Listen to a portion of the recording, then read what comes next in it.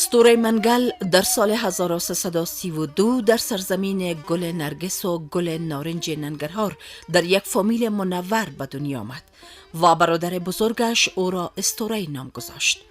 مکتب ابتدایی را نسبت مصروفیت‌های پدرش در چند ولایت افغانستان به اکمال رسانیده است. مانند مکتب زرغون عنای کندهار، سلطان رضیه مزار شریف، فریده بلخی و بالاخره در ولایت هرات تحصیل را ختم کرد. قبل از آغاز فعالیت هنری، اسطوره عاشق شنیدن رادیودرام ها و داستان هایی که شهید سایمه مقصودی و آصف وردک تمثیل می کردن بود و الهام هنری خود را از تمثیل و آواز ایشان گرفته است. جمالی جمالی جمالی جمالی خدایا. شاگرد مکتب بودم در سراسر کابل. فیلم سیاموی جلالی سر و صدا برپا کرده بود و فیلم به یکی از سینماهای معروف کابل به نمایش بود. فیلم دیدم و آرزو داشتم سیاموی ببینم و این آرزو را همیشه به دلم می پروراندم که من چطور میتونم سیاموی ببینم.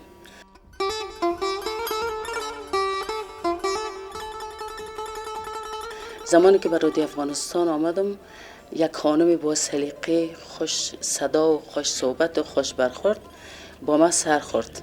امروز سلام علیکی کردم، روبوسی کردم. گفت نه اومدی؟ گفتم جان ما. گفتم خودت کار میکنی؟ گفت ولی من اسطوره منگل هستم. یکی از دوستان ما گفت که دختر سیاموی جلالی. آرزوی هی را داشتم که سیاموی جلالی را دخترش در خواب ببینم. به نهایت خوش شدم، دوباره خیستم، دستایش بوسیدم و گفتم من بسیار آرزو داشتم که از نزدیک تو را ببینم. سامان تو ورشه وای ما تو ورشه بینه یک ون نسوځي ګوره دا راته وایي چې مخکې ما څه وویل قربان تا وویل چې سبا د خیره د معاون صاحب د زوی شاویشش په همدې دفتر کې نیسي. خانم استار از هنرپیشه‌های بسیار مطرح عصر و زمان خود بودند. بسیاری فیلم های داخلی را کار کردن، فیلم های افغانی را کار کردن، تئاترهای تلویزیونی را کار کردن. حتی یکی از فیلم های هندی که در افغانستان به نام در ماتما اینجا شوت شد نقش خوبی داشتن و خانم بسیار صمیمی مهربان با همکارا بودن. خاطرات بسیار خوبی از او عصر و زمان دارم. جوانی ما با کشورش با کار هنر در او عصر اینا به اصطلاح بر ما راهنما و الگوی ما بودن. زه به د آغلې ستوري منګل په هکله دومره ووایم چې ستوري منګل زموږ د هېواد تکړه لوبغاړې وه. البته په رادیو تلویزیون کې ډېر هنري آثارونه لري، لکه تمثیلي ټوټو کې کار کړی دی، همدغسې ډرام و داستان سریالونو کې او همدغسې هنري فلمونو کې مرکزي نقشونه لوبولي دي چې زه هغه وخت ډېر وړوکی وم چې اسم یې له یاده نه وځي. یو ډرام و رادیویي چې په نامه د میمونه و شیرعالم، البته آغل ستوره منگل مرکزی نقش پکې درلود. اسطوره منگل در بخش پشتو همیشه نقشای مرکزی در رادیو بازی میکرد. خانم با سلیقه، خوش برخورد، خوش صحبت و صمیمی. همیشه با همکارا با الفاظ خوش صحبت میکردن و هیچ همکارش از اسطوره منگل خاطره ناخوش نداشتن. و من از جمله دوستا و عزیزان اسطوره منگل که خوشبختانه افتخار زیرا دارم که با اسطوره جان منگل همکار و دوست بسیار صمیمی بودیم و اسطوره منگل در افغانستان و خارج افغانستان از شهرت زیاد هنری و فرهنگی برخوردار است. ای خدایا چې بخت د نرکه و نو دې غمو ته د پیدا کولم څه ته. اسطوره منگل در سال 1352 شمسی با رادیو افغانستان با صفت ممثل به کار هنریش آغاز کرد و همزمان در فیلم هندی به نام در ماتما یعنی پرهیزگار نقش کوچک را بازی نمود. اسطوره اولین فیلم افغانی که در آن نقش داشت فیلم رابعه بلخی بود و بعداً در فیلم روزهای دشوار سهم کوچک گرفت.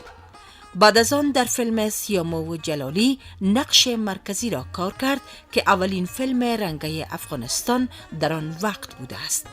او با کسب شهرت در فیلم کجرا که توسط جوانشیر حیدری تهیه شده بود شهرتش دوچند گردید.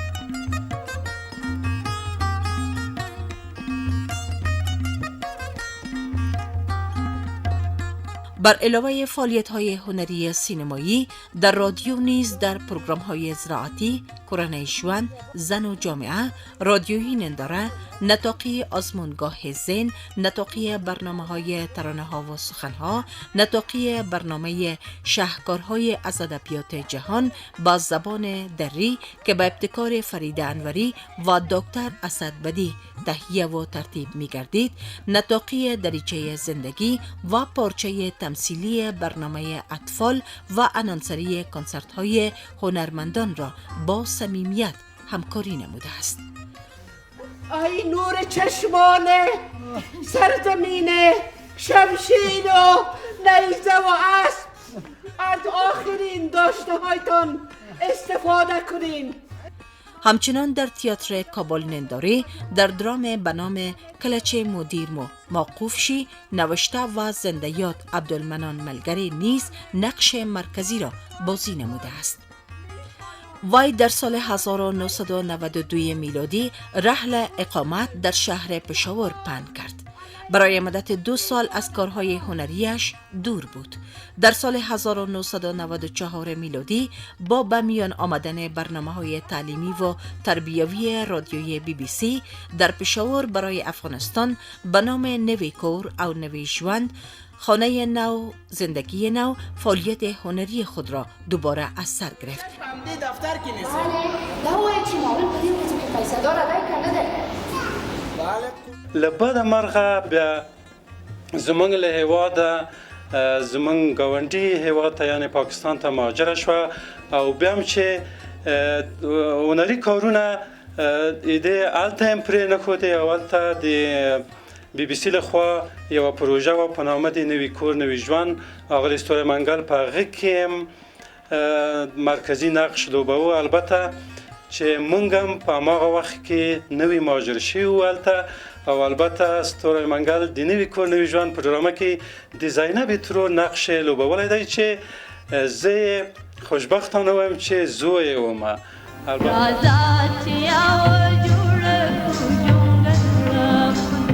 ستوری منگل راهی کشور هلند گردید و در آنجا در دیار هجرت برای رشد و تقویه فرهنگ افغانی دست به کار شد. با تاسف بگویم که دوستای هنرمند ما اکثریتشون مهاجر هستن، گاهی که به افغانستان میایه زنگ میزنه و میبینمش و همون روز یاد میکنه. خانم ستوری منگل ممثل موفق رادیو تلویزیون ملی پس از 15 سال مهاجرت امروز به وطن برگشت.